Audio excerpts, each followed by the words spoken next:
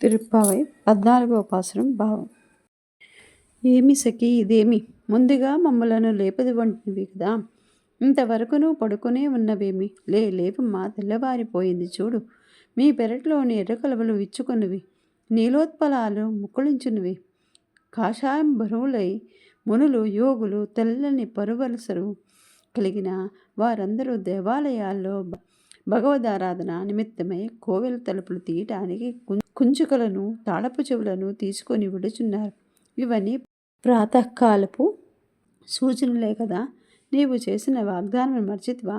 నీకేమి, నీవు పూర్ణురాలువు కదా. సరే, ఇకనైనా లేచిరవమ్మా, వాగ్దానం మరిచిన సిగ్గులేని దానా, లేవమ్మా అనగా నేల నిందితురు నేనేమి చేయవలే అనగా, శ్రీశంఖ చక్రములని విరాజులుతున్న విశాల సుందర భుజములు కలవానిని పంకజాక్షుని ఆ శ్రీకృష్ణుని గుణగణములను మధురమైన స్వరమున కీర్తించవలను.